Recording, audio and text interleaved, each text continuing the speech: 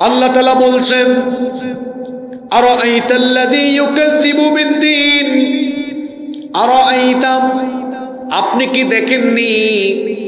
আবার এর আরেকটা অর্থ হলো আরাআইতা ইয়ানি আলাম তাআলাম, আপনি কি তাকে জানেন না, তার ব্যাপারে জানেন না। দুই রকমের অর্থ করা যায়, আপনি কি তাকে দেখেননি অথবা আপনি কি তার ব্যাপারে জানেন না। কার ব্যাপারে? আল্লাযী ইউকাযযিবু বিদ্দীন, যে দ্বীনকে মিথ্যা বলে প্রতিপন্ন করেছে, দ্বীনকে অস্বীকার করেছে, দ্বীনের ব্যাপারে সন্দেহ পোষণ করেছে, দ্বীন মানে না। এখন এই দ্বীন শব্দ দ্বারা কি বোঝানো হয়েছে? যদিও দ্বীন শব্দটি ব্যাপক অর্থবোধক, কিন্তু এই সূরায় দ্বীন দ্বারা সাধারণত দুটি অর্থ করা হয়েছে। মুফাসসিরগণ বলেছেন একটা অর্থ হলো দ্বীন ইসলাম। আমাদের দ্বীনের নাম কি? আসতে বলবেন না, জোরে বলেন, আমাদের দ্বীনের নাম কি? আল্লাহর কাছে ইসলাম ছাড়া অন্য কোনো দ্বীন আর নাই।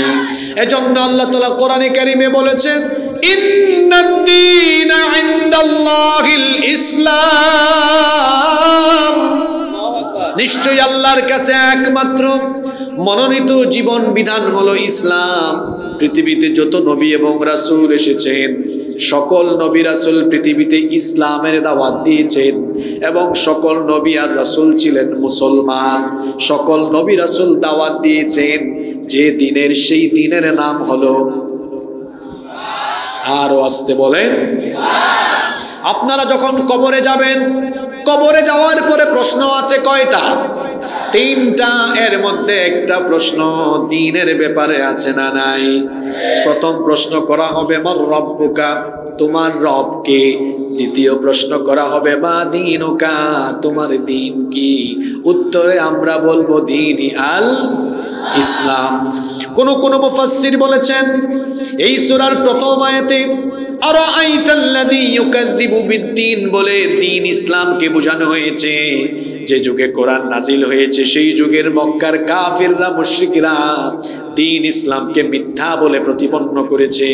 দ্বীন ইসলাম তারা স্বীকার করে নাই, মানে নাই। কোন মুফাসসির বলেছেন এখানে দ্বীন দ্বারা ইসলাম বোঝানো হয়েছে, তবে বিপুল সংখ্যক মুফাসসিরিনে কেরাম বলছেন না। এই সূরার বিষয়বস্তুর দিকে লক্ষ্য করলে দেখা যায় এই সূরায় দ্বীন দ্বারা ইয়াউমুদ্দিন অর্থাৎ বিচারের দিবস, কর্মফল দিবসকে উদ্দেশ্য করা হয়েছে। ইয়াউমুদ্দিন মানে হলো বিচার দিবস। আমরা প্রত্যেকটি নামাজ শুরু করি একটা সূরা দিয়ে, সেই সূরার নাম হলো সূরাতুল, আরো জোরে বলেন সূরাতুল। সেই সূরার ভেতরে ইয়াউমুদ্দিনের কথা আছে না নাই? কোথায় আছে আসেন তেলাওয়াত করে খুঁজে বের করি, পড়েন আমার সাথে। আলহামদুলিল্লাহি রাব্বিল আলামিন আর-রহমানির রহিম মালিকি ইয়াউমিদ্দিন।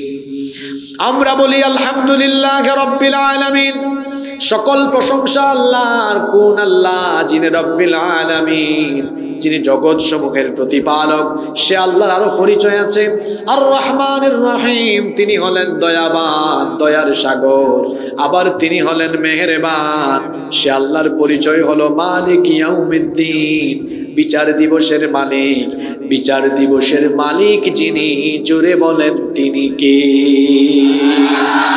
সেই বিচারের দিবসে কর্তৃত্ব, আধিপত্য, পাওয়ার, সভরেন্টি, অথরিটি কেবলমাত্র একজনের থাকবে, তিনি হলেন আমার রব। সেই দিন হলো বিচারের দিন, সেই দিন হলো হিসাবের দিন। যারা ব্যবসা করেন, ব্যবসা করার পরে সকালবেলা থেকে নিয়ে ব্যবসার কাজে গেল, সারাদিন ব্যবসা করার পরে সন্ধ্যাবেলা কিংবা রাতের বেলা ব্যবসায়িক হিসাব নিকাশ যেমন করে, কিংবা যারা বিভিন্ন প্রতিষ্ঠানে চাকরি করে, দেখা যায় সেখানে সাপ্তাহিক রিপোর্ট পেশ করতে হয়। সাপ্তাহিক হিসাব, মাসিক হিসাব, ত্রৈমাসিক, ষান্মাসিক কিংবা বার্ষিক হিসাব বা বার্ষিক রিপোর্ট পেশ করতে হয়। যেভাবে করে যে কোনো প্রতিষ্ঠানে হোক, সেটা আর্থিক বা সামাজিক বা রাষ্ট্রীয় প্রতিষ্ঠান, যেভাবে সেখানে দৈনিক, সাপ্তাহিক, মাসিক, ত্রৈমাসিক, ষান্মাসিক বা বার্ষিক হিসাব থাকে। আমার আপনার জীবনের হিসাবও একদিন হবে। এই জীবন একদিন ফুরিয়ে যাবে। জীবন ফুরিয়ে যাওয়ার পরে আমরা যখন আমাদের রবের সামনে গিয়ে হাজির হব, তখন আমাদেরকেও বিচারের সম্মুখীন হওয়া লাগবে। সেই বিচারের দিনের মালিকানা যার হাতে থাকবে, গলার আওয়াজ বড় করে সবাই বলেন তিনি কে? সে আল্লাহ তাআলা কোরআনে কারীমের 82 নম্বর সূরা সূরাতুল ইনফিতারের 17 নম্বর আয়াত থেকে বলছেন, ওয়া মা আদরাকা মা ইয়াউমুদ্দিন সুম্মা মা আদরাকা মা ইয়াউমুদ্দিন।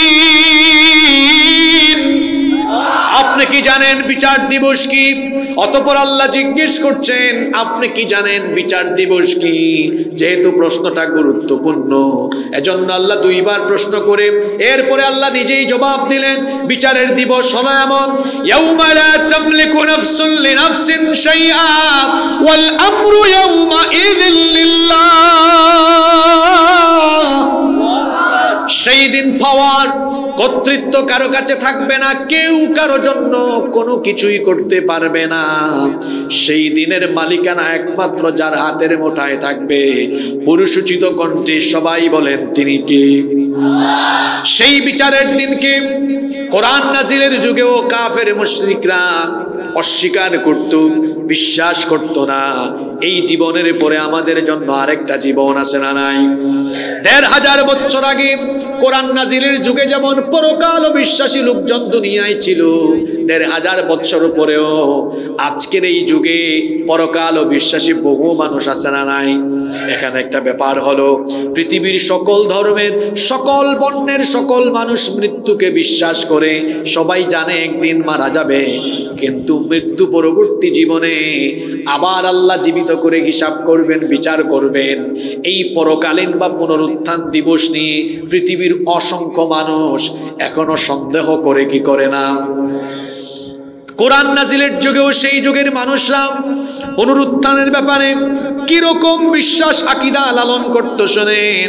আল্লাহ তাআলা কোরআনে কারীমের ৩৭ নম্বর সূরা সূরাতুস সাফফাতের ১৬ নম্বর আয়াত থেকে বলছেন, আইযা মিতনা ওয়া কুন্না তুরাবান ওয়া ইযামান আইন্না লামাবউথুন। আল্লাহ তাআলা বলছেন, কাফিররা বলতো আমরা যখন মারা যাব, আমাদের হাড্ডি মাংস সব যখন মাটির সাথে মিশে যাবে, তখন কি আবার আমাদেরকে পুনরুত্থিত করা হবে নাকি? আবার কি আমাদেরকে জীবিত করা হবে নাকি? আও আবাউনাল আউয়ালুন, এমন কি আমাদের পিতৃপুরুষ পূর্বপুরুষদেরকেও কি আবার জীবিত করা হবে নাকি? এটা কেমনে সম্ভব? মানুষ মারা যাবে, হাড্ডি মাংস গলে যাবে, পচে যাবে, ক্ষয় হয়ে যাবে, লয় হয়ে যাবে, কিভাবে আবার এগুলোকে জীবিত করা হবে? আশ্চর্য হয়ে যেত তারা। আল্লাহর নবীকে বলতো এটা কিভাবে সম্ভব? তারা যখন সন্দেহ করত, সন্দেহ করে বলতো আসলেই কি আমরা আর আমাদের পূর্বপুরুষরা পুনরায় আবার জীবিত হব কিনা? আল্লাহ তার নবীকে জবাব শিখিয়ে দিলেন, ও নবী, কাফিরদেরকে আপনি জবাব দেন, কুল নাআম ওয়া আনতুম দাখিরুন। হ্যাঁ, তোমরা এবং তোমাদের পূর্বপুরুষরা মারা যাওয়ার পরে আবার তোমাদেরকে জীবিত করা হবে। আর তোমরা যারা পরকালকে অবিশ্বাস করো, পরকালকে মিথ্যা মনে করো, তখন তোমরা লাঞ্ছিত হবে। আর সেই ঘটনাটা কি করে ঘটবে সেটাও আল্লাহ পরের আয়াতে পুরো সুন্দর করে বলে দিলেন। আল্লাহ তাআলা বললেন, ফাইন্নামা হিয়া যাজারাতুন ওয়াহিদা ফাইদা হুম ইয়ানজুরুন।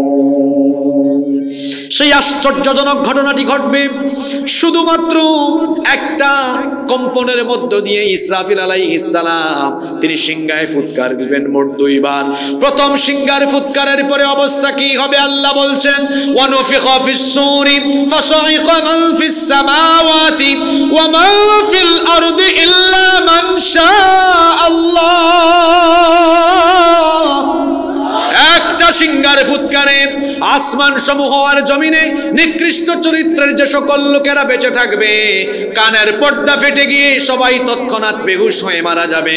মহাবিশ্বের সবকিছু লন্ডভন্ড চূর্ণ বিচূর্ণ মেসাকার হয়ে যাবে, সবকিছু ধ্বংস হয়ে যাবে। এজন্য আল্লাহ বলেছেন কুল্লু মান আলাইহা ফান ওয়া ইয়াবকা ওয়াজহু রাব্বিকা যুল জালালি ওয়াল ইকরাম।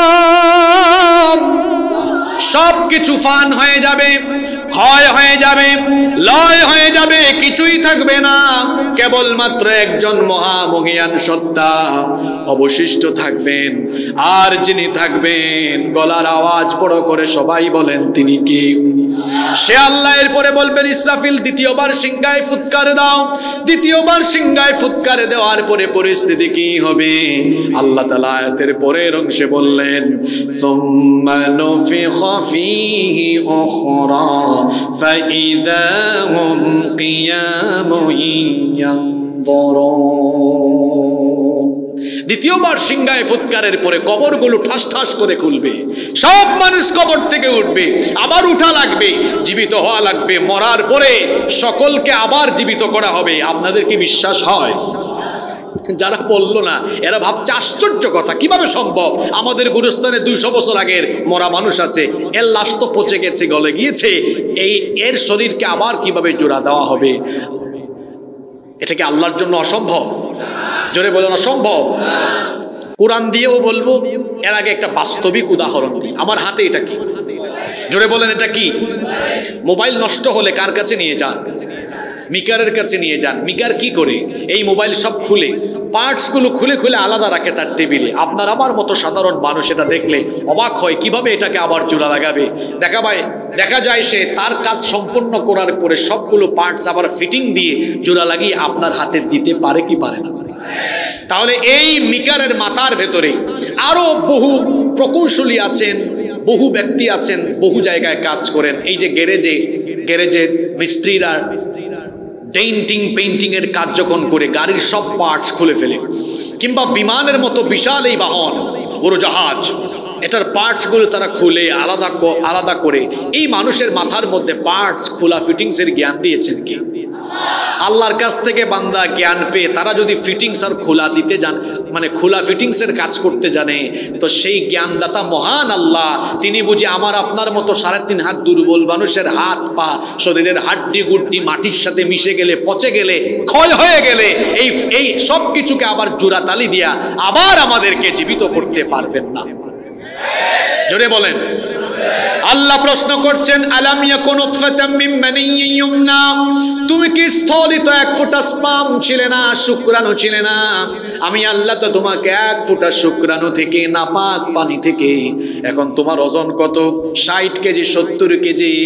অথচ আল্লাহ বলতেন তুমি তো একটা সময় কিছুই ছিলে না। হাল আতা আলাল ইনসানি হিনুম মিনাদ দাহরি লাম ইয়াকুন শাইআম মাযকুরা। তোমার জীবনে এমন একটি সময় ছিল যখন তুমি উল্লেখ করার মতো কিছুই ছিলে না, নাম ঠিকানা ঘর বাড়ি কিছুই ছিলে না। আমি আল্লাহ তোমাকে কেমনে বানালাম?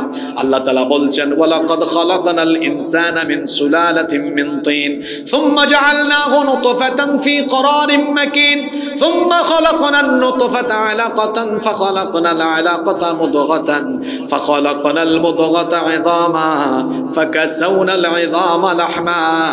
কেমনে তোমাকে বানালাম? পুরুষের এক ফোঁটা স্পাম আর মহিলাদের অভাব, এই দুটোর সমন্বয় সাধন করে জাইগোট গঠিত হলো। আর সেই নাপাক পানি ফুটাকে আমি আল্লাহ কি করলাম? তোমার মায়ের জরায়ুর ভেতরে সুরক্ষিত জায়গায় স্থাপন করলাম। তারপরে এখন তো আল্ট্রাসাউন্ড আবিষ্কার হয়েছে, হিউম্যান এমব্রায়োলজিস্ট যারা আছেন, ভ্রূণতত্ত্ববিদরা আজকে এই তথ্যগুলো নতুন করে পৃথিবীকে জানিয়েছেন। কিন্তু 1500 বছর আগে কোরআনে কারিমের ভেতরে মানব সৃষ্টির এই ধাপে ধাপে 7টি যে প্রক্রিয়া আছে, এই প্রক্রিয়াগুলোর কথা কোরআনে কারিমে যিনি বলেছেন তিনি কি? সে আল্লাহ বলছেন এই এক ফোঁটা নাপাক পানিকে আমি তোমার মায়ের জরায়ুর ভেতরে সুরক্ষিত জায়গায় রেখে দিলাম। অতঃপর সেই নাপাক পানি ফুটাকে আমি আল্লাহ জমাট বাঁধা রক্তে পরিণত করলাম, তারপরে সেই জমাট বাঁধা রক্তকে আমি গোশতপিণ্ড বানালাম, অতঃপর সেই গোশতপিণ্ডকে আমি বড় একটা হাড্ডিতে রূপান্তর করলাম, তারপরে সেই হাড্ডির উপরে গোশতের পোশাক পরিয়ে দিয়ে আমি তোমার স্ট্রাকচার দিলাম, কান দিলাম, চোখ দিলাম, নাক দিলাম, ঠোঁট দিলাম, হাত দিলাম, পা দিলাম, সব কিছু দিয়ে সুন্দর একটা ফেস কাটিং অবয়ব দিয়ে তোমার মায়ের পেটের ভেতরে আমি আল্লাহ তোমাকে রেখে দিলাম। কতদিন রাখলাম বান্দা শোনো, সূরা হজের 5 নম্বর আয়াতে আল্লাহ বলেছেন ওয়ানুকিরু ফিল আরহামি মা নাশাউ ইলা আজালিম মুসাম্মা, নির্দিষ্ট একটা সময় পর্যন্ত তোমাকে রেখে দিলাম। 7 মাস, 8 মাস, 9 মাস, 10 মাস যখন অতিক্রান্ত হয়ে গেল, সুম্মা নুখরিজুকুম তিফলা, 2.5, 3, 4, 5 কেজি ওজনের ছোট্ট একটা বাচ্চার সাইজে তোমার মায়ের পেটের ভেতর থেকে বের করে এনে এই দুনিয়ার আলো বাতাস দেখিয়েছেন কে? সে আল্লাহ আপনাকে প্রশ্ন করছেন, তুমি তো কিছুই ছিলে না, যেখানে অস্তিত্বহীন ছিলে, প্রাণহীন ছিলে, অস্তিত্বহীনতা থেকে, প্রাণহীনতা থেকে তিনি যদি তোমাকে অস্তিত্ব আর তোমার মধ্যে জীবনের করতে পারেন, সে আল্লাহ বুঝে তোমার মতো দুর্বল মানুষ মরে গেলে আলাইসা যালিকা বিকাদিরিন আলা আইয়ুহইয়াল মাউতা, সে আল্লাহ বুঝে আমি আপনি মারা গেলে, পচে গেলে, গলে গেলে আবার আমাদেরকে জীবিত করতে পারবেন না? জোরে বলেন পারবেন কিনা? পরকাল অবিশ্বাসী লোকদের স্বভাব হলো, যাদের অন্তরে ঈমান নাই, মুখে মুখে যারা ঈমানের কথা বলে, এদের স্বভাব হলো এই সকল লোকেরা পরকালকে আসলেই স্বীকার করে না। পরকালে হিসাব হবে, বিচার হবে, এটা হৃদয় দিয়ে তারা ধারণ করে না, লালন করে না। আর এই মানুষগুলোর খাসলত হলো এদেরকে সহজেই চেনা যায়, যাদের অন্তরে পরকালের বিশ্বাস নাই, এমন কোনো গুনাহ নাই যে গুনাহ সে করে না। যার অন্তরে পরকালের হিসাবের ভয় নাই, ওই ব্যক্তি নামাজ ছেড়ে দেয়। যার অন্তরে পরকালের হিসাবের কোনো ভয় নাই, ওই ব্যক্তি হয় টাটকা সুদখোর, ওই ব্যক্তি হয় ঘুষখোর, ওই ব্যক্তি হয় দুর্নীতিবাজ, ওই ব্যক্তি হয় জেনাখোর, ওই ব্যক্তি হয় মদখোর। ওই ব্যক্তি এমন কোনো গুনাহ নাই যে গুনাহ সে করতে পারে না, বরং পরকালের ভয় যার অন্তরে আছে, সেই ব্যক্তি সব সময় যার ভয় অন্তরে লালন করে, জোরে বলেন তিনি কে? আরো জোরে বলেন তিনি কে? এই সূরার প্রথম আয়াতে আল্লাহ বলছেন আরাআইতাল্লাযী ইউকাযযিবু বিদ্দীন, আপনি কি তার কথা জানেন না? তাকে কি দেখেননি? কোন ব্যক্তি? আল্লাযী ইউকাযযিবু বিদ্দীন, যে বিচারের দিবসকে, কর্মফল দিবসকে মিথ্যা বলে প্রতিপন্ন করে। এরপরে আল্লাহ বলছেন এদেরকে সহজেই চিনতে পারবা, এদের স্বভাব হলো 2টা। জোরে বলেন কয়টা? এর পরের 2টা আয়াতে আল্লাহ তাআলা পরকাল অবিশ্বাসী কাফেরদের 2টা স্বভাব তুলে ধরলেন। দেখেন আমাদের সাথে যেন আবার মিলে না যায়, মিলে গেলে সংশোধন করতে হবে। আল্লাহ বলছেন এদের স্বভাব হলো, পড়েন আমার সাথে, ফাযালিকাল্লাযী ইয়াদুল ইয়াতীম, এ হলো সেই ব্যক্তি যে ইতিমের সাথে দুর্ব্যবহার করে। কার সাথে? জোরে বলেন কার সাথে? শ্রোতাগুলা খুব একটা সুবিধার না, কথা বলে না। কার সাথে? এতিমের সাথে। পরকাল অবিশ্বাসীদের প্রথম খাসলত, এরা দুর্ব্যবহার করে কার সাথে? এতিমের সাথে। এতিমের সাথে এরা দুর্ব্যবহার করে। এতিমের সাথে দুর্ব্যবহার করার কায়দাটা কেমন? ইয়াদুল ইয়াতীমের ব্যাখ্যায় মুফাসসিরগণ বলেছেন এর অর্থ হলো 3টা। 1 নম্বর অর্থ হলো ইয়াদুল ইয়াতীম আইয়াকুলু মালাল ইয়াতীম, এরা এতিমের মাল অন্যায়ভাবে ভক্ষণ করে, এতিমের মাল এরা অধিগ্রহণ করে, এতিমের মাল এরা ডাকাতের মতো এতিমের মাল সম্পদ যা আছে, এতিমের মাল সম্পদগুলো জোর জবরদস্তি করে দখল করে। এই ধরনের ডাকাত আমাদের সমাজে নাই। ইয়াদুল ইয়াতীমের 2 নম্বর ব্যাখ্যা হলো, এতিম যখন তার কাছে গিয়ে কোনো সাহায্য চায়, এতিমকে তখন সে গলা ধাক্কা দেয়, ঘাড় ধাক্কা দেয়, এতিমের সাথে রোরো আচরণ করে, ধমক দেয়, ঝিরকি দিয়ে এতিমকে বিদায় করে দেয়। 3 নাম্বার অর্থ হলো এই লোকগুলো এতিমের সাথে জুলুম করে, এতিমের সাথে অন্যায় আচরণ করে। যেই সময় এই সূরাটা নাজিল হয় ওই সময়ের কাফেররা এতিমের প্রতি এত দুর্ব্যবহার করত, এমন চরম অন্যায় করত। দেখেন আলমুন নবুওয়ার ভেতরে কাজী আবুল হাসান মাওয়ারিদি একটা চমৎকার ঘটনা বর্ণনা করেছেন। ঘটনাটা কি বলবো? আবু জাহাল মক্কার কুখ্যাত কাফের, তার তত্ত্বাবধানে একজন এতিম ছিল। সে একজন এতিমের দেখাশোনা করত। ওই এতিমের সকল ধন সম্পদ সে হস্তগত করে রেখেছিল। একবার আবু জাহালের কাছে সেই এতিম ছেলে আসলো, এসে বলল, আবু জাহাল, আমার সব সম্পদ তো আপনার হস্তগত, আমার পুরো সম্পদ যদি আপনি নাও দেন, অন্তত এমন পরিমাণ সম্পদ দেন যাতে করে আমি মোটামুটি করে চলতে পারি, আমাকে কিছু সম্পদ দেন, এগুলো তো আমার বাপের সম্পদ, আপনি হস্তগত করে রেখেছেন। আবু জাহাল ছেলেটার কথায় কোনো কর্ণপাত করলো না। ছেলেটা বারবার আবু জেহেলকে বলছে, কিন্তু আবু জাহাল কোনো কথা শুনে না। বারবার যখন ছেলেটা আবু জাহালকে এই কথা বলছে, রাগে অগ্নিশর্মা হয়ে আবু জাহাল ছেলেটাকে গলা ধাক্কা দিয়ে বাড়ি থেকে বের করে দিয়েছে। এই চিত্র কিছু কাফের দেখলো। কিছু কাফের দেখার পরে তারা ভাবলো, আমরা একটু আগুনের মধ্যে তেল ঢেলে দেই, আগুনের মধ্যে পানি না ঢেলে কেরোসিন ঢাললে আগুনের তেজ বাড়ে না কমে। তারা চিন্তা করলো আর একটু পেস্ট লাগাই দেই। এই যে এতিম ছেলেটাকে আবু জাহাল বাড়ি থেকে গলা ধাক্কা দিয়ে বের করে দিল। কিছু কাফের, কয়েকজন কাফের কি ওই ছেলেটাকে উঠালো, উঠায়া বলল, শোনো, তোমার সাথে যে আবু জাহাল এই আচরণ করেছে, তুমি এটা গিয়ে অভিযোগ করো মুহাম্মদ, আমরা বলি সাল্লাল্লাহু আলাইহি ওয়াসাল্লামের কাছে, কারণ তিনিও এতিম, এতিমের কষ্ট তিনি বুঝবেন। আপনারা ঘটনা শুনে ভাবতে পারেন, হুজুর কাফেররা তো দেখি এই দিকে ভালোই আছে, ভালো একটা বুদ্ধি দিয়েছে না গো ভাই। কথা শুনতে বোঝা যাচ্ছে কথাটা ভালো, কিন্তু উদ্দেশ্য, তারা চেয়েছিল যদি এই এতিম ছেলেটাকে মুহাম্মদ, আমরা বলি সাল্লাল্লাহু আলাইহি ওয়াসাল্লামের কাছে পাঠাতে পারি, আর যদি তিনি এসে আবু জাহালের মুখোমুখি হন, এমনিতেই তাদের মধ্যে সমস্যা কম না বেশি? এই বেশির মধ্যে হয়ে যাবে আর একটু বেশি। এই জন্য তারা এতিম ছেলেটাকে বলল, যাও, তিনি এতিমের কষ্ট তিনি বুঝবেন। আমার নবী তো এতিম ছিলেন, এতিম হয়েই তিনি দুনিয়াতে এসেছেন। এজন্য আল্লাহ সূরা দুহার মধ্যে বলেছেন, আলাম ইয়াজিদকা ইয়াতীমান ফাআওয়া। ও নবী, আমি কি আপনাকে এতিম অবস্থায় পাইনি? এরপরে আমি কি আপনার আশ্রয়ের ব্যবস্থা করিনি? আমার নবী তো জন্মের আগে এতিম হয়ে গেলেন, বাপ হারা এতিম, বাপ জন্মের আগেই মারা গেলেন। দুনিয়াতে আসার পরে মা হালিমাতুস সাদিয়ার ঘরে গেলেন, সেখান থেকে ব্যাক করলেন। 6 বছর বয়সে তার মাও চলে গেলেন, মা হারা এতিম হয়ে গেলেন। এরপরে দাদার তত্ত্বাবধানে গেলেন, 8 বছর বয়সে দাদাও চলে গেলেন, দাদার এতিম হয়ে গেলেন। এরপরে চাচা আবু তালেবের আশ্রয়ে গেলেন। আল্লাহ বলছেন, ও নবী, এইভাবে করে এতিম অবস্থায় দুনিয়াতে আসার পরেও আমি আপনাকে ছেড়ে দেইনি। ধাপে ধাপে জীবনের প্রতিটি ক্ষেত্রে আপনার আশ্রয়ের ব্যবস্থা করে দিয়েছি। সেই নবীর কাছে যখন এতিম ছেলেটা গিয়ে এই কথাগুলো বলল, আল্লাহর নবী ওই ছেলেটার কথা বসে বসে শুনতেছিলেন। যখন আবু জাহালের এই দুর্ব্যবহারের কথা শুনলেন, আল্লাহর নবী সঙ্গে সঙ্গে দাঁড়িয়ে গেলেন। দাঁড়ানোর পরে ওই এতিম ছেলেটার হাত ধরে আবু জাহালের বাড়িতে আসলেন। আবু জাহাল আল্লাহর নবীকে দেখা মাত্রই সে আল্লাহর নবীকে অভ্যর্থনা জানাতে এগিয়ে গেল। আর ওইদিকে কয়েকজন কাফের আড়াল থেকে দেখতেছে, এই তো এখন মারামারিটা লাগবে। কিন্তু তাদের ধারণার উল্টোটা ঘটে গেল। দেখা গেল আল্লাহর নবীকে আবু জাহাল অভ্যর্থনা দিয়ে গ্রহণ করলো। তারপরে আবু জাহাল বলল, কেন এসেছেন? আল্লাহর নবী বললেন, তুমি নাকি এই ছেলেটার ধন সম্পদ হস্তগত করে রেখেছো। কেন এই এতিম ছেলেটার সম্পদ তুমি দখল করে রেখেছো?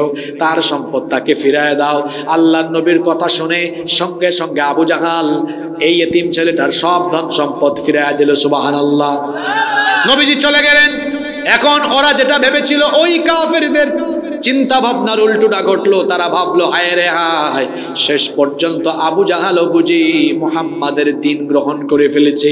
তারা এসে বলল, কি ব্যাপার আবু জাহাল, আজকে মুহাম্মাদের সাথে এমন আচরণ করলা কেন? তুমি কি তার দিন কবুল করে ফেলেছো নাকি? আবু জাহাল বলল, নেভার এভার, কখনোই না, আমি তার দিন কবুল করি নাই। তাহলে তখন কাফেররা বলল, দিন যদি কবুল না করো তাহলে তুমি ওই এতিম ছেলেটার সম্পদ কেন ফিরাই দিলা? মুহাম্মাদের কথা কেন তুমি মেনে নিলা?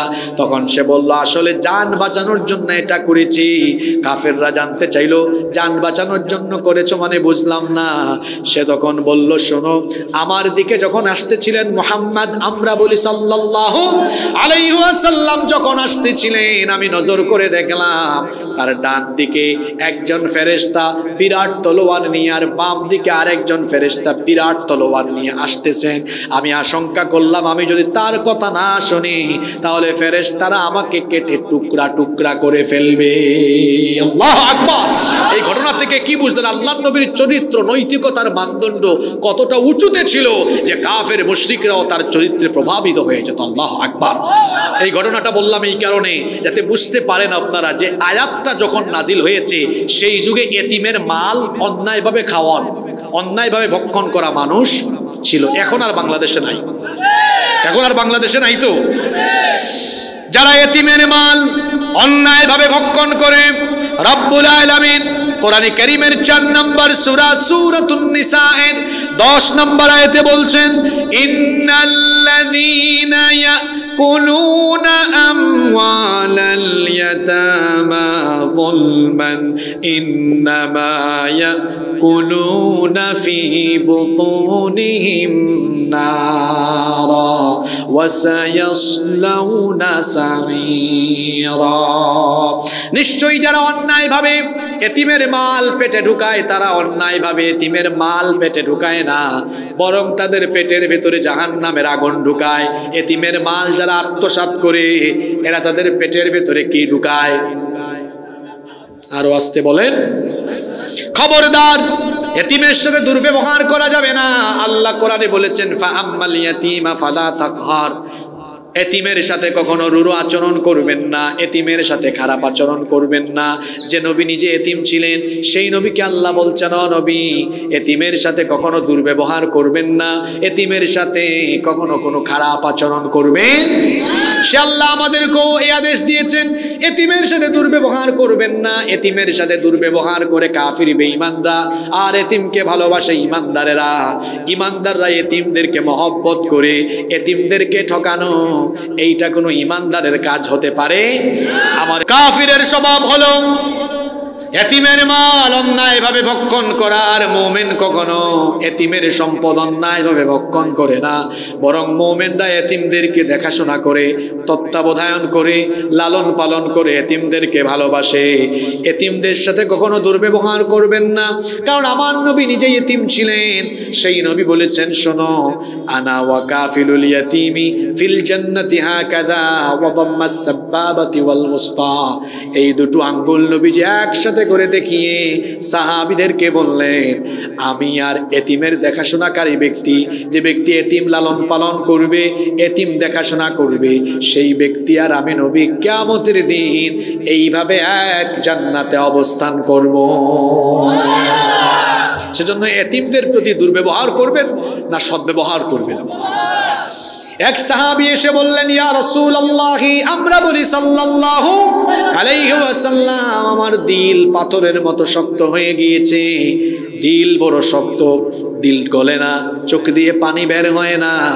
আল্লাহর নবী বললেন, তুমি এতিম দেখাশোনা করবা, এতিম পেলে এতিমের মাথায় হাত বুলিয়ে দিবা। এতিমদের মাথায় স্নেহের পুরুষ যদি তুমি বুলিয়ে দাও, তোমার দিল কি যিনি নরম করে দিবেন তিনি কি? এতিমদেরকে মহব্বত করবেন। আমাদের দেশে এই জায়গায় আলেম ওলামাদের অনেক অবদান। এই দেশে আলেম ওলামাদের প্রতিষ্ঠিত অনেক মাদ্রাসা আছে, আপনাদের মতো সাধারণ মানুষদেরও অনেক অবদান। এই যে আপনাদের এই এলাকায় এই হাফেজি মাদ্রাসার সাথে আপনারা কি রেখেছেন? এতিমখানা রেখেছেন। এই এতিমখানাগুলো যদি আমাদের দেশে না থাকতো তাহলে এই এতিমরা ছোটবেলা থেকে প্রতিশোধ পরায়ণ হয়ে বড় হতো।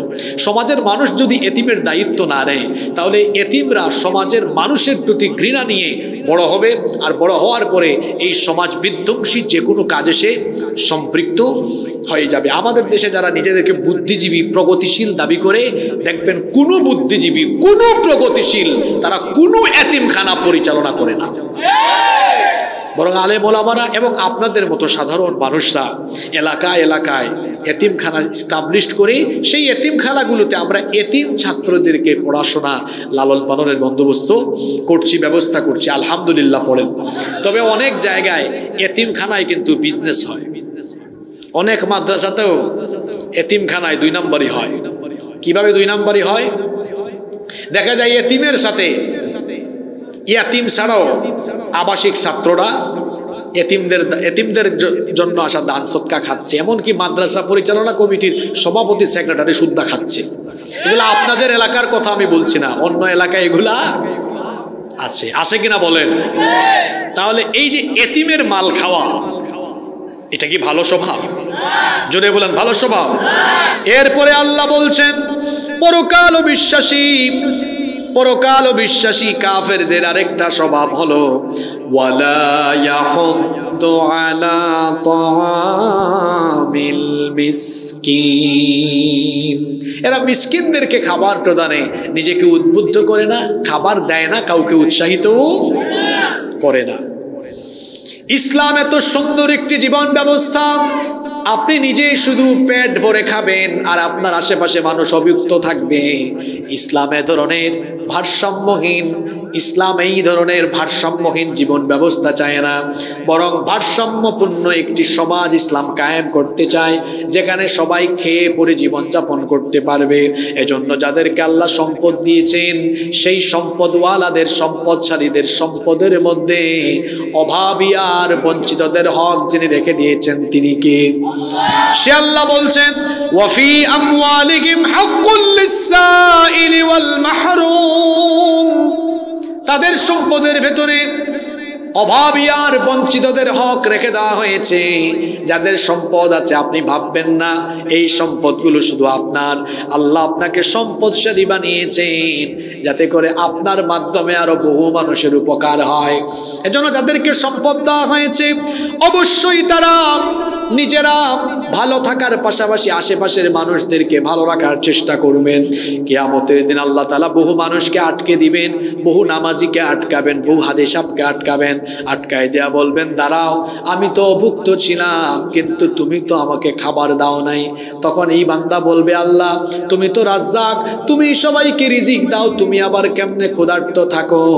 আল্লাহ তখন বলবেন কেন, তোমার পাশের বাড়িতে অমুক যে ক্ষুধার্ত ছিল তাকে তো তুমি খাবার দাও নাই, তাকে যদি তুমি খাবার দিতা তাহলে আমাকে খাবার দেওয়ার মতোই হয়ে যেত।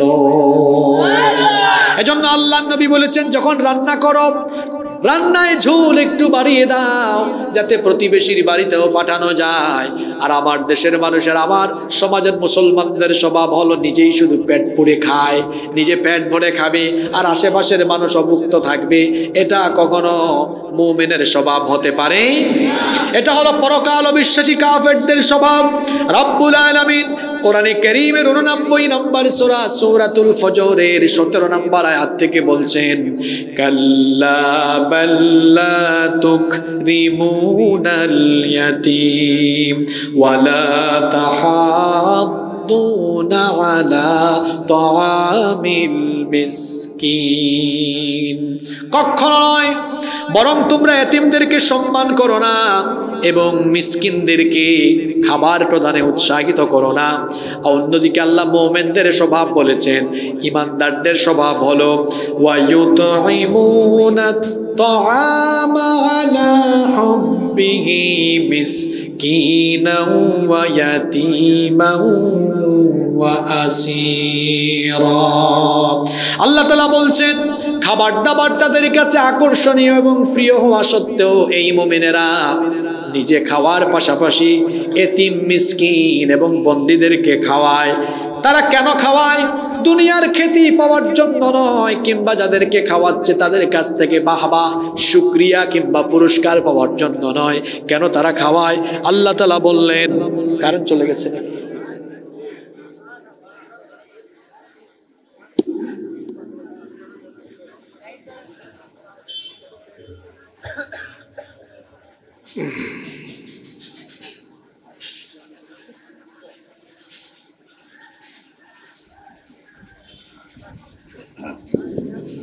চলে আসছে, আলহামদুলিল্লাহ পড়েন। আল্লাহ তাআলা বলছেন তারা খাওয়ায় এই কারণে, কারণ হলো ইন্নামা নুতঈমুকুম লিওয়াজহিল্লাহি লা নুরিদু মিনকুম জাযাআন ওয়ালা শুকুরা। তারা বলে আমরা তোমাদেরকে খাবার দেই, কেন দেই? আল্লাহর সন্তুষ্টির জন্য, তোমাদের কাছ থেকে কোনো পুরস্কার বা কৃতজ্ঞতা পাওয়ার জন্য নয়, বরং আমরা তোমাদেরকে খাবার দিচ্ছি কাকে সন্তুষ্ট করার জন্য? সে আল্লাহকে সন্তুষ্ট করার জন্য। মাঝে মাঝে মানুষকে খাবার দিবেন, মিসকিনদেরকে, অভাবী অসহায়দেরকে। তাহলে এই প্রথম তিনটি আয়াতে পরকাল অবিশ্বাসীদের কয়টা খাসলতের কথা বলা হলো? 2। 1, এরা এতিমদের সাথে ভালো আচরণ করে না দুর্ব্যবহার করে? কথা বলেন। 2, এরা মিসকিনদেরকে খাবার দেয় না। পরের 4টা আয়াত এটা কাদের ব্যাপারে? জোরে বলেন, কাদের ব্যাপারে? মুনাফিক কারা? কেউ যদি বলে হুজুর হিন্দু দেখবো, কোথায় যাব? ভারত যান। কেউ যদি বলে হুজুর খ্রিস্টান দেখবো, আমেরিকায় যান, ইংল্যান্ডে যান। কেউ যদি বলে হুজুর আমি বৌদ্ধ দেখবো, তো ইসরায়েলে যান, সরি চীনে যান, মিয়ানমারে যান। ইহুদি দেখবো, ইসরায়েলে যান। কেউ যদি বলে হুজুর মুনাফিক দেখবো, কোন জায়গায় যাব? ইস বাংলাদেশ। বাংলাদেশ লাগবে না গো ভাই, আপনার এই দাঁড়িয়াপুরেই অনেক মুসলমান নামধারী লোক মুনাফিকি করে করে বেড়াচ্ছে। বাংলাদেশ নিয়ে পড়ে আছে, এই প্যান্ডেলের ভিতরেই থাকতে পারে। মুনাফিক চিনা যায় না, কারণ কারো নাম মুনাফিক নাই। আছে মুনাফিক চিনতে হয় খাসলত দিয়ে। কি দিয়ে? আর মানুষের মধ্যে সবচেয়ে নিকৃষ্ট কারা? কাফের, মুশরিক, হিন্দু, বৌদ্ধ, খ্রিস্টান, ইহুদি, অর্থাৎ কাফির মুশরিকদের চাইতেও কারা খারাপ? ফেরাউন, নমরুদ ও জাহান্নামের উপরে থাকবে। আর মুনাফিক কোথায় যাবে? জাহান্নামে। মুনাফিক চেনা যায় না, কারণ তার মাথায় টুপি আছে, দাড়িও আছে, নামাজের সামনের কাতারেও থাকে, কিন্তু তলে তলে ইসলাম আর মুসলমানদের ক্ষতি করে। কোরআনে কারিমে কাফিরের নামে সূরা আছে, মুমিনের নামেও সূরা আছে, মুনাফিকের নামেও, কাফিরের নামে একটা সূরা আছে না? কুল ইয়া আইয়ুহাল। এই সূরাটা কয় লাইন? কয় লাইন? আরে কথা বলেন, কয় লাইন? 2 লাইন। কিছু জিজ্ঞেস করলে বলবেন, মরার মতো বসে আছেন কেন? আপনি বুঝেন কি বুঝেন না আমাকে বুঝতে হবে না? কাফিরের নামে সূরা আছে, এটা কয় লাইন? 2 লাইন। আপনি আমার মসজিদে আসবেন, যেখানে জুমা পড়াই, দেখবেন অনেকে খাতা কলম নিয়ে আসে, কথা তো বলেই বলে, লিখে সুদ্ধা নিয়ে আসে। মরার মতো আসছেন কেন এখানে? কিছু নিয়ে যাবেন না? কাফিরের নামে সূরা আছে 2 লাইন, মুনাফিকের নামেও সূরা আছে, ওটা 1.5 পৃষ্ঠা। কয় পৃষ্ঠা? কাফিরের পরিচয় দিতে আল্লাহর লাগছে মাত্র 2 লাইন, মুনাফিকের পরিচয় দিতে আল্লাহর প্রয়োজন পড়েছে 1.5 পৃষ্ঠা। তার মানে কাফেরের চাইতে মুনাফিক অত্যন্ত জঘন্য এবং খারাপ। মুনাফিকের ব্যাপারে এই সূরার 7 আয়াতের 3 আয়াত কাফিরের ব্যাপারে, আর 4 আয়াত এখানেও মুনাফিকদের ব্যাপারে বেশি বর্ণনা। মক্কায় কোনো মুনাফিক ছিল? মুনাফিকদের গোড়াপত্তন হয়েছে মদিনায়। কোথায় হয়েছে? কাদের মাধ্যমে? আব্দুল্লাহ বিন উবাই বিন সুলুলের মাধ্যমে। এবং সেটা কেন হয়েছে জানেন? পাওয়ার, ক্ষমতার জন্য। জানেন কিনা আপনারা? মুনাফিকদের ইতিহাস বলছি আপনাদেরকে। পৃথিবীতে মদিনায়, আল্লাহর নবী মদিনায় যাওয়ার পরে মুনাফিকদের দল বের হয়।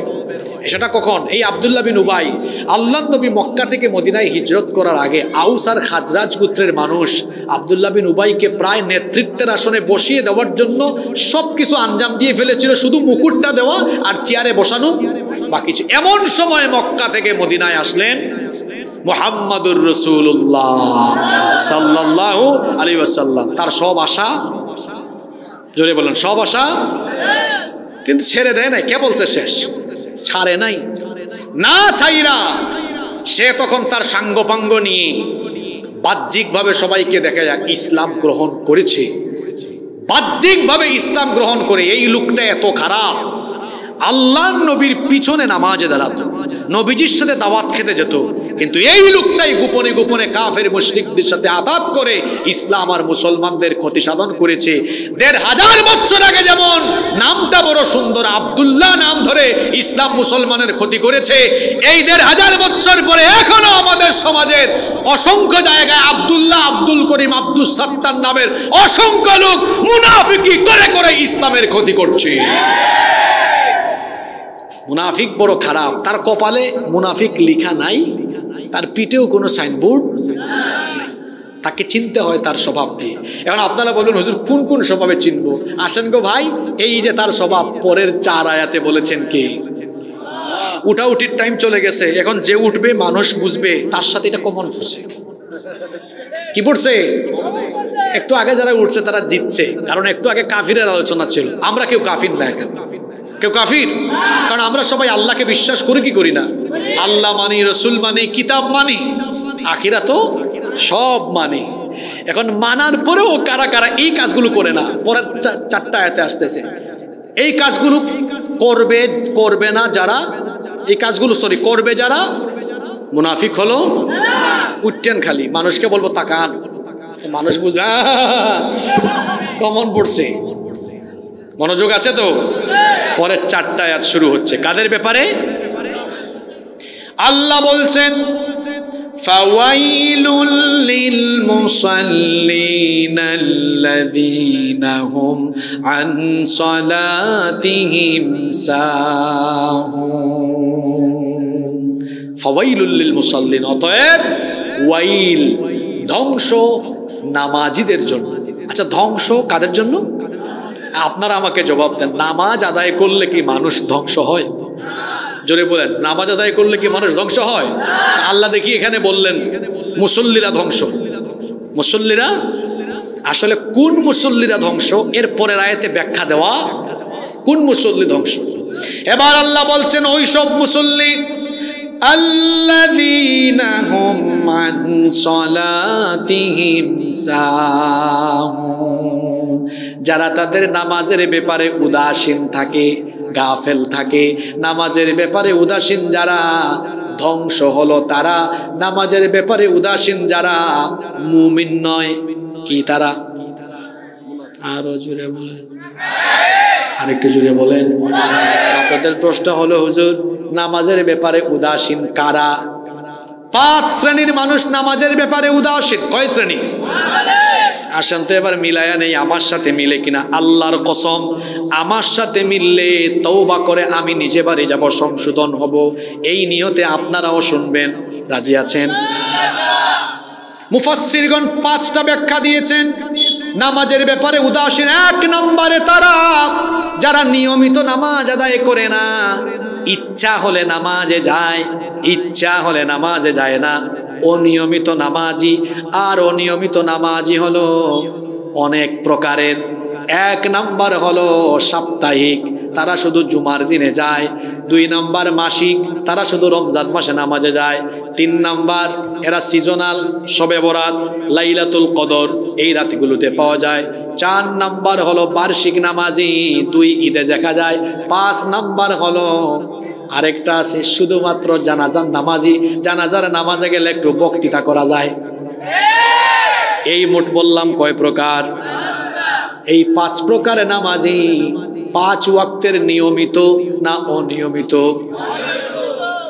রাগ করবেন না, পায়ে ধরে বলে যাচ্ছি, এই 5টা রূপ যার ভেতরে আছে, যে সাপ্তাহিক নামাজি, যে মাসিক, যে ব্যক্তি মাসিক, এই দেখেন সাপ্তাহিক, মাসিক, বার্ষিক, সিজনাল জানাজার নামাজি। এই 5টা খাসলত, এই 5টা স্বভাব যাদের মধ্যে আছে, এই 5 প্রকারের নামাজি দ্বারা মুনাফিক হলো তারা। এই 5 প্রকারের নামাজি যারা ধ্বংসপ্রাপ্ত তারা।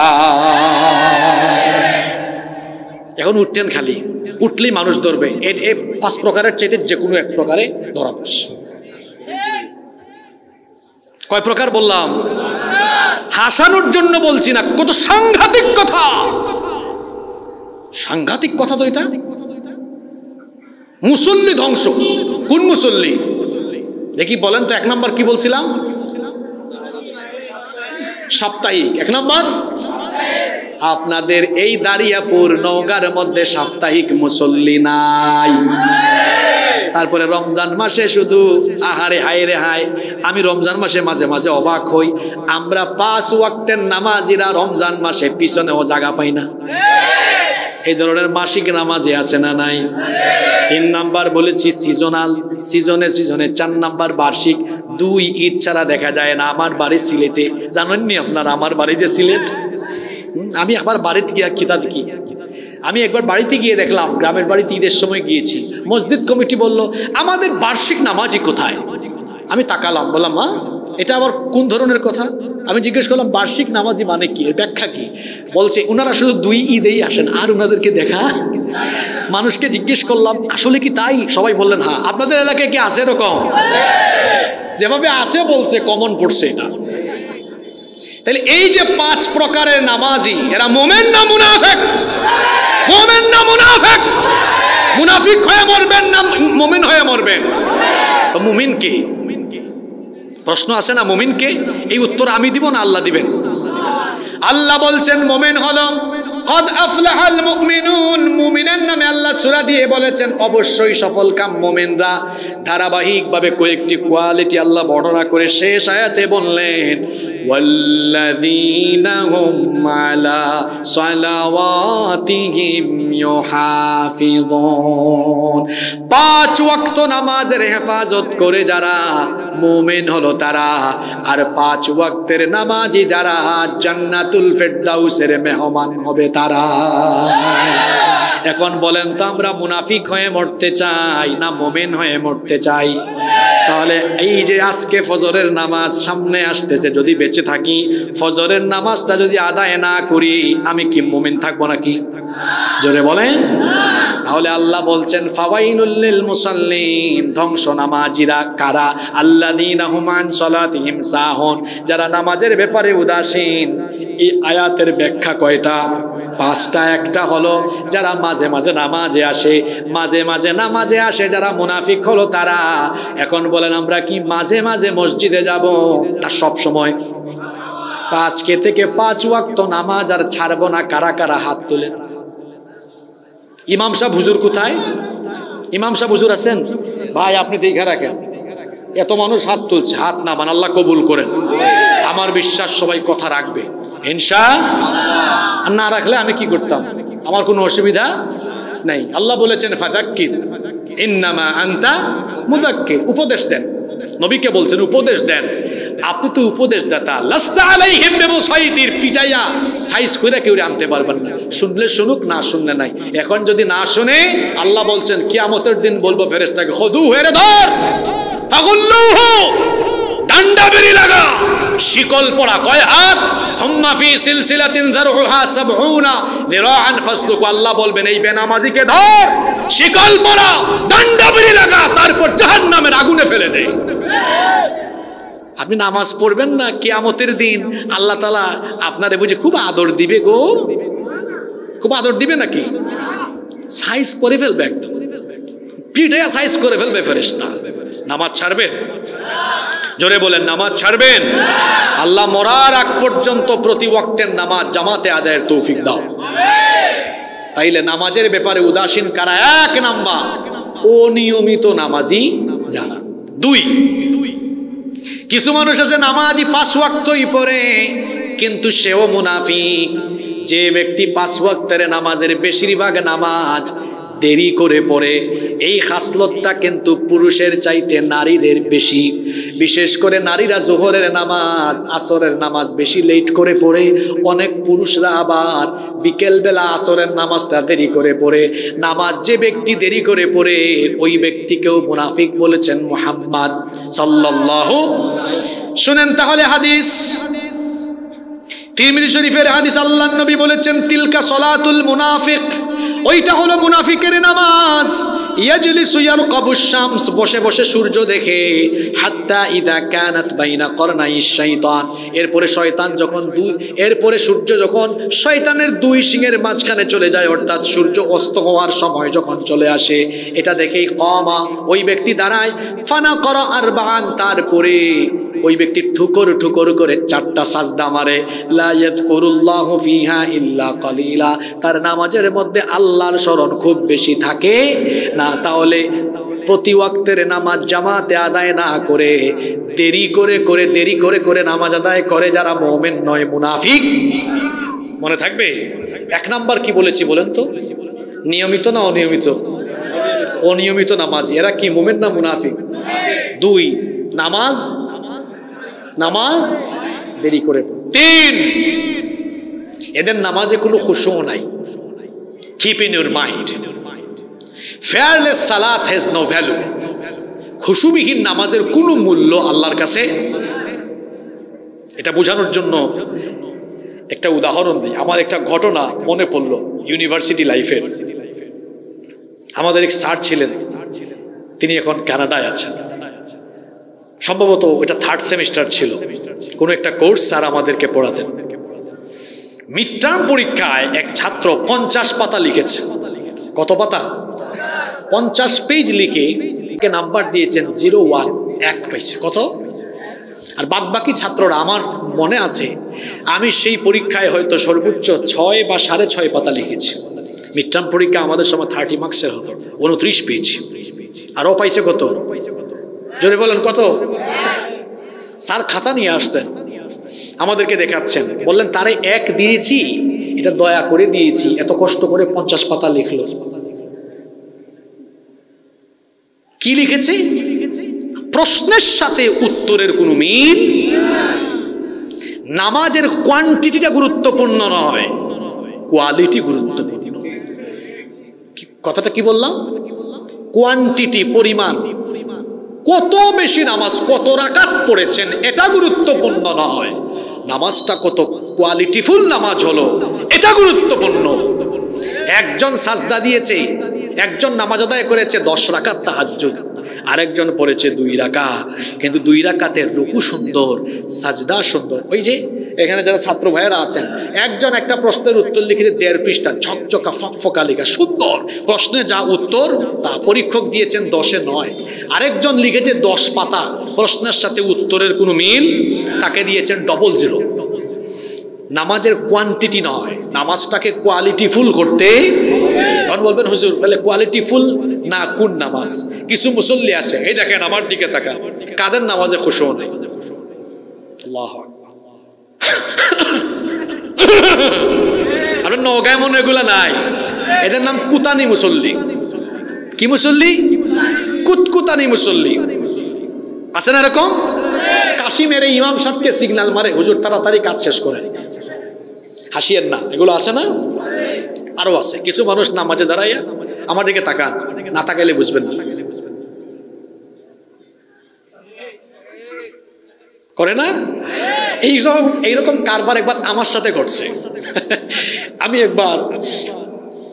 একবার এক মসজিদে আসরের নামাজে ঢুকেছি, তাকবীরে উলা ছুটে গিয়েছে। আমি যেতে যেতে নামাজের 1ম রাকাত চলছে, আমি গিয়ে দাঁড়াচ্ছি, যার পাশে দাঁড়াবো ওই লোক কি করছে, আমি যখন দাঁড়াচ্ছি সে আমার দিকে এমনি তাকায়।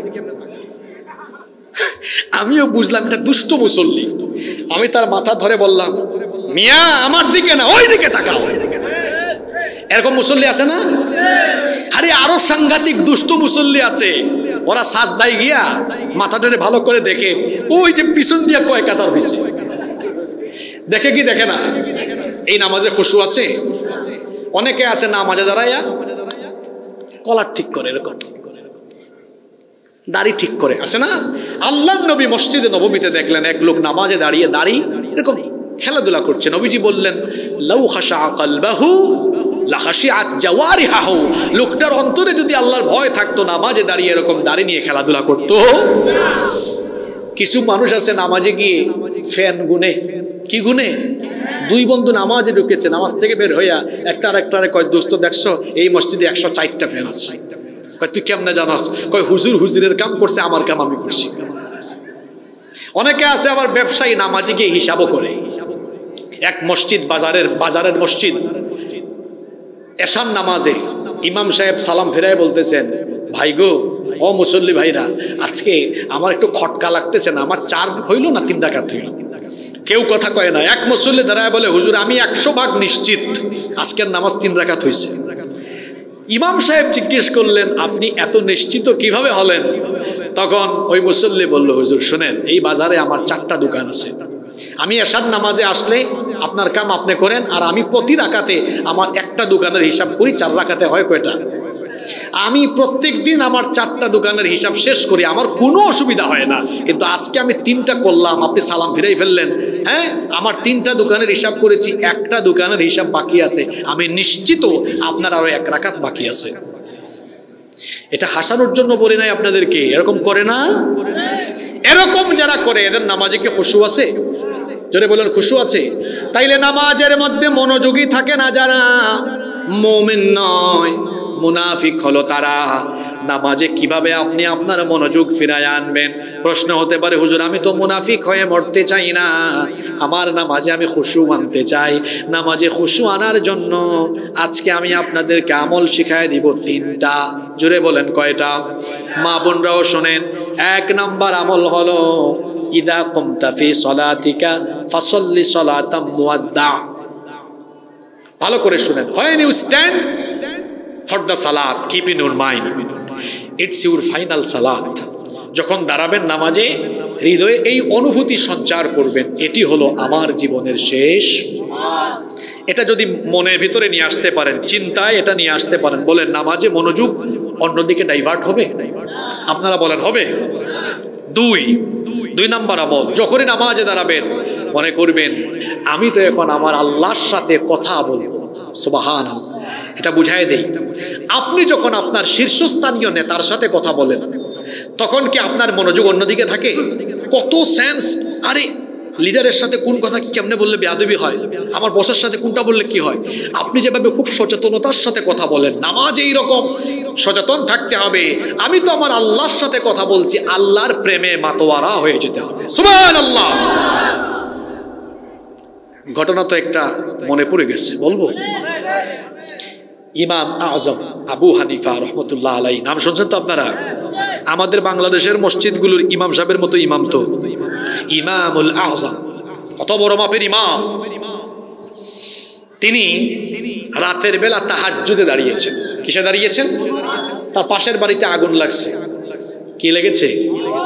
পাশের বাড়িতে আগুন লাগলে আপনারা কি তাকায় তাকায় দেখেন না আগুন নিভান? পুরো গ্রামের মানুষ ছুটে এসেছে আগুন নেভানোর জন্য। আগুন নেভানো শেষ, মানুষজন দেখতেছে আশ্চর্য ব্যাপার, পাশের বাড়ির আবু হানিফা এখানে নাই কেন? ভাবলো ওনার কোনো ক্ষতি হলো কিনা, গিয়ে দরজায় নক করেছে। অনেকক্ষণ পরে তিনি দরজা খুলেছেন। লোকজন বলল আবু হানিফা তোমার পাশের বাড়িতে আগুন লেগে সব ছারখার হয়ে গেল, পুরো গ্রামের মানুষ এসে আগুন নিভাইলাম, তুমি আসলা না কেন? তিনি বলছেন ইন্না লিল্লাহি ওয়া ইন্না ইলাইহি রাজিউন। কখন আগুন লাগলো? আচ্ছা বলেন তো, আপনার পাশের বাড়িতে আগুন লাগছে আর এই দাঁড়িয়াপুরের মানুষ এসে আগুন নিভাইছে, আপনারে বললো আপনি আসলেন না কেন? আপনি বললেন কখন লাগছে, মানুষ তখন আপনারা কি বলবে? আবু হানিফা রহমতুল্লাহ আলাই যখন বললেন কখন লাগছে, লোকেরা বলল আবু হানিফা আমরা তো জানি তুমি খুব জ্ঞানী মানুষ, তুমি কি ঠাট্টা করো আমাদের সাথে? তিনি বললেন আল্লাহর কসম ঠাট্টা করছি না, আগুন লাগলেও লাগতে পারে, হয়তো তোমরা এসে নিভিয়েছো। আসলে আমি এটা বলতে পারি না এই কারণে তোমরা সবাই মিলে যখন আমার প্রতিবেশীর বাড়ির আগুন নেভানোর কাজে ব্যস্ত ছিলে, ঠিক ওই সময়ে আমিও সাজদায় পড়ে গিয়ে আমার রবের সাথে কথা বলে বলে জাহান্নামের আগুন নেভানোর কাজে আমি ব্যস্ত ছিলাম। এই হলো আমাদের পূর্ববর্তীদের নামাজ। নামাজে দাঁড়াইলে আশেপাশের খবর থাকে না। আর আপনাদের নামাজ কেমন জানেন? বলবো, মসজিদে গিয়েছে, মশা কামড় মেরেছে, নামাজের মধ্যেই বলে ও হুজুর কোয়েল দেন নাই, আসে না মশার কামড়ে বুঝে। ওইদিকে আলী রাদিয়াল্লাহু আনহু, হ্যাঁ আলী রাদিয়াল্লাহু আনহু যুদ্ধের সময় পায়ে কি ঢুকলো? তীর ঢুকলো। যে সাহাবী গিয়ে খুলতে চায়, চিৎকার। নবীজি দেখে বললে, সাহাবীরা থামো, তোমরা আলীর পা থেকে এই বিষাক্ত তীর খুলতে অপেক্ষা করো, আজান হোক। সাহাবীরা ভাবলেন আজান হলে কি হবে? নবীজি বললেন আজান হোক না, তারপর দেখবা। আজান হলো, আলী রাদিয়াল্লাহু আনহু নামাজে দাঁড়ালেন। নবীজি বললেন যাও আলীর পা থেকে ওইটা খুলে বের করো। আশ্চর্য ব্যাপার যে তীর নামাজের আগে টান মারলেই তিনি ব্যথায় চিৎকার করে উঠতেন, ওই তীর সাহাবীরা টাইনা টাইনা টাইনা টাইনা বের করে ফেলেছে, তিনি শব্দও বলেন নাই। নামাজ শেষ হলো, তাকে জিজ্ঞেস করা হলো, আমি কি কিচ্ছা বলতেছি? নামাজ শেষ হলো, জিজ্ঞেস করা হলো, ভাই আপনি না নামাজের আগে এটা খুলতেই দেন নাই, চিৎকার করলেন, আপনার পায়ের তীর খোলা তো শেষ। তিনি বললেন কি বলো, আমি তো টেরও পেলাম না। মানুষজন বললেন কেন টের পেলেন না? তিনি তখন বলেন আমি নামাজে দাঁড়ালে দুনিয়ার কোনো হুশ চিন্তা আমার মাথায় থাকে না, কারণ আমি আমার আল্লাহর প্রেমে মাতোয়ারা থাকি। সুবহানাল্লাহ। নামাজে কিভাবে খুশু ফেরায় আনবেন? এক নাম্বার কি বলেছিলাম, কার মনে আসে? নামাজকে জীবনের শেষ নামাজ মনে করতে হবে। দুই, মনে করতে হবে আমি কথা বলছি কার সাথে। নাম্বার 3, নামাজের মধ্যে কখনোই তাড়াহুড়া করবেন না, ধীর স্থির ভাবে আদায় করবেন, নামাজে মনোযোগ থাকবে ইনশাআল্লাহ। আমরা কোন আয়াতের ব্যাখ্যায় ছিলাম? ফাওয়াইলুল লিল মুসাল্লিন আল্লাযীনা হুম আন সালাতিহিম, ধ্বংস নামাজিরা যারা নামাজের ব্যাপারে উদাসীন। এটার 5টা ব্যাখ্যা। 1 নাম্বার অনিয়মিত, এরা মাঝে মাঝে যায়। 2 নাম্বার দেরি করে নামাজ আদায় করে। 3 কি বললাম, নামাজে কোনো খুশু। 4 এরা নামাজে তাড়াহুড়া করে, এরা নামাজ চোর। এরা কি চোর? আপনারা ভাবছেন যে এই নামটা আমি দিয়েছি, না। শুনেন একটা হাদিস, আল্লাহর নবী সাহাবীদেরকে বললেন আসওয়াউস সারিকাহ আল্লাযী ইয়াসরিকু মিন সালাতিহি, সবচাইতে নিকৃষ্ট চোর হলো যে নামাজের মধ্যে চুরি করে। সাহাবীরা বললেন ওয়া কাইফা ইয়াসরিক সালাতাহু ইয়া রাসূলুল্লাহ, আমরা বলি সাল্লাল্লাহু, নবী গো নামাজ আবার চুরি করে কেমনে? আল্লাহর নবী বললেন যারা রুকু সেজদা সঠিকভাবে আদায় করে না, রুকু সেজদায় তাড়াহুড়া করে আর নামাজে দ্বারা দ্রুততার সাথে নামাজ শেষ করে, এরা হলো নামাজ চোর। এরা কি চোর? এরকম নামাজ চোর আমার বাংলাদেশে নাই গো। দেখবেন কেমনে নামাজ পড়ে, নামাজ দেখলে মনে হয় এত নামাজ না, এটা ফিজিক্যাল এক্সারসাইজ। আল্লাহু আকবার আছে 2 মিনিটে 4 রাকাত আছে না? এরকম আপনাদের এলাকায় এরকম দেখছেন কিনা আপনারা? আল্লাহু আকবার, রুকুতে গেল সুবহানাল্লাহ সুবহানাল্লাহ সুবহানাল্লাহ, কিচ্ছু বোঝা যায়? ইন্না লিল্লাহি ওয়া ইন্না ইলাইহি, তাড়াহুড়া করে নামাজ। অনেকের সাথে মিলতেছে, ঠেকছেও, এর আগেও উঠতে পারে না। উঠতে যদি পাবলিক মনে করে এই রোগের রোগী সে, কি ঠেকনটা ঠেকছে আজকে। হ্যাঁ, ভয় পাইয়েন না, সাইডা দেবো একটু পরে। এরা ভাবতেছে হুজুরও বড় কৌশল করে রাখছে আজকে। হ্যাঁ হ্যাঁ, গজল ওয়াজ চলে যাচ্ছে এইদিকে, তাফসীর চলে, কি এর মেসওয়াক, নামাজ শেষ হোক আগে। হ্যাঁ, এখন খুব জুস আসছে গো। তা 4 নাম্বার কি বললাম, নামাজে এরা কি করে? চুরি করে। রাসূল সাল্লাল্লাহু আলাইহি সাল্লাম বলেছেন কিছু লোক আছে মুরগির দানা খাওয়ার মতো ঠুকঠুক ঠুকঠুক করে নামাজ আদায় করে, রুকু সাজদা করে। আপনারা কি ওইটাকে দানা বলেন নাকি ওই অনেক এলাকায় কুদি বলে, দানাও বলে? আপনারা কি বলেন? খুদও বলেন না, দানাও বলেন। মুরগির বাচ্চাকে দিলে ওরা কি করে? ঠুকুর ঠুকুর ঠুকুর ঠুকুর করে খায়। কিছু মুসল্লি দেখবেন আপনাদের এলাকাতে ঠুকুর ঠুকুর করে রুকু সাজদা মারে, খুব স্পিডে 160 মাইল আছে না? এইরকম স্পিডে গতিতে নামাজের সাথে দ্রুততার সাথে নামাজ আদায় করে যারা নামাজ চোর, তারা মুমিন নয়, মুনাফিক তারা। কয়টা গেল? 4। 5 নাম্বার, যারা নামাজের জামাতের ব্যাপারে গাফলতি করে। কিসের ব্যাপারে? নামাজ কি একা একা ফরজ না জামাতে ফরজ?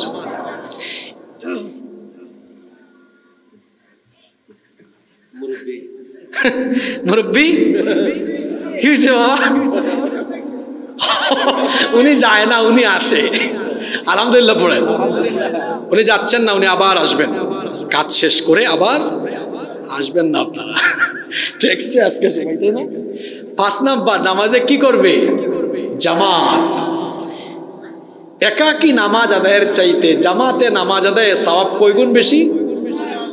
একটা উদাহরণ দেই, মনে করেন ফজরের নামাজ আপনি 27 বার একা একা আদায় করলে যে সওয়াব, নামাজে জামাতে গেলেই 27 বারের সমান সওয়াব। আপনি 27 বার পড়তে পড়তে তো সকাল 10টা বাজবে, এত কষ্ট করার দরকার আছে? আমরা জামাতে হাজির ইনশাআল্লাহ। তাইলে সূরা মাউনের পরের 4টা আয়াত কাদের ব্যাপারে? মুনাফিকদের। এখানে 3টা স্বভাব বলা হচ্ছে। 1 নাম্বার, নামাজের ব্যাপারে উদাসীন। কারা নামাজের ব্যাপারে উদাসীন? 5টা ব্যাখ্যা পেয়েছি। কয়টা ব্যাখ্যা? এই 5টা কোয়ালিটি আমাদের মধ্যে রাখা যাবে। আল্লাহ সবাইকে তৌফিক দেন। আসেন এবার তাদের পরের স্বভাব। আপনারা ভয় পাইয়েন না, 12টার আগে ছাড়বো আপনাদেরকে ইনশাআল্লাহ। এরপরে হচ্ছে আল্লাহ বলছেন আল্লাযীনা হুম ইউরাউন, যারা মানুষ দেখাবার জন্য কাজ করে, লোক দেখানো কাজ করে, যারা মুমিন নয়। কি তারা? দেখবেন লোকটা সব সময় নামাজ আদায় করে না, এমন জায়গায় গিয়ে ঠেকছে সবাই নামাজ আদায় করতেছে, অজু থাক আর না থাক আল্লাহু আকবার। আর এই ধরনের নামাজই দেখা যায় বিভিন্ন নির্বাচন আসলে। কি বলেন?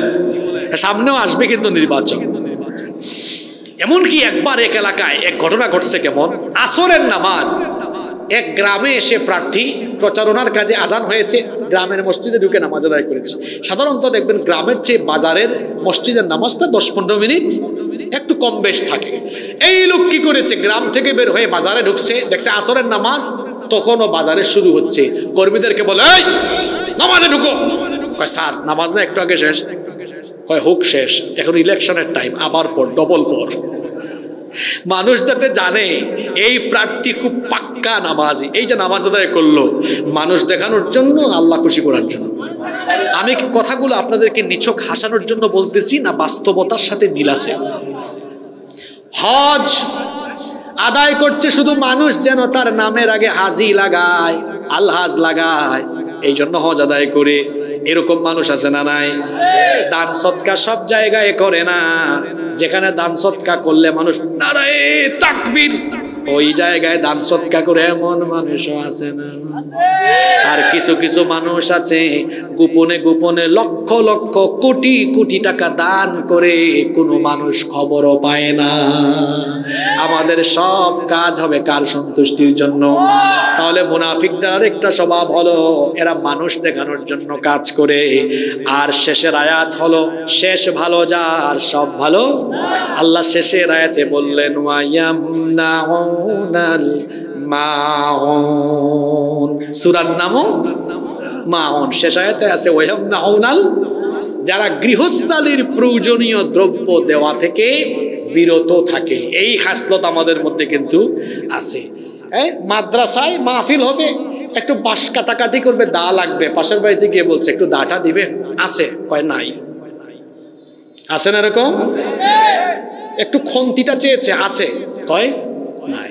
আর নারীদের মধ্যে এটা আরেক ঝামেলা। এক বাড়িতে দেয়াশলাই ফুরিয়ে গেছে, পাশের বাড়িতে গিয়ে বলছে ভাবি একটু দেয়াশলাই দিবেন, আল্লাহর কসম ছিল শেষ হয়ে গেছে। বলে না এরকম? এই যে মানুষের প্রয়োজনীয় গৃহস্থালির দ্রব্যাদি মানুষ চাইলে থাকা সত্ত্বেও দেয় না, যারা মোমেন নয়। কি তারা? কি তারা? দিলটাকে বড় রাখবেন। আপনার কাছে কিছু আছে, কেউ চেয়েছে, দিবেন। তবে দিবেও কেমনে? কিছু কিছু মানুষও আছে আবার নেওয়ার পরে কোনো খবর নেওয়ার পরে মনে করে এটা তার, নেওয়ার পরে মনে করে ওইটা। অনেক জায়গায় ঝগড়াও হয়, কয় ভাই এটা দিলেন না যে, কয়টা যে আপনার কোনো প্রমাণ আছে? কয় কেন আমার এটা এরকম? কয় এক জাতের জিনিস থাকতে পারে, এক জাতের জিনিস। এমন মানুষ আছে না? এমনটাও করা যাবে না। অনেক মানুষ তো আছে টাকা নেওয়ার পরে কয় আগামী সপ্তাহে দিব, আগামী সপ্তাহে। এরপরে যদি কখনো দেখে দেখা সাক্ষাৎ হচ্ছে, দুই রাস্তায় মুখোমুখি হবে, দেখা মাত্র দৌড় মারে, যেন দৌড় প্রতিযোগিতা। এরকম আছে না নাই? মুনাফিকের খাসলত হলো ওয়াদা করলে ওয়াদা ঠিক। সম্মানিত মুসল্লিম, সম্মানিত ভাইয়েরা, প্রিয় নওগাঁবাসী, আমার দিকে তাকান। এই কয়টা আয়াত? কয়টা আয়াত? এই 7টা আয়াতকে আলোচনার সুবিধার্থে, বুঝার সুবিধার্থে আমরা কয় ভাগে ভাগ করলাম? 2 ভাগে। প্রথম 3 আয়াত কাদের ব্যাপারে?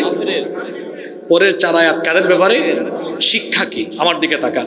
পুরো আলোচনা মুখস্থ রাখতে না পারলেও শিক্ষা নিয়ে আমরা আজকে বাড়ি যাব ইনশাআল্লাহ।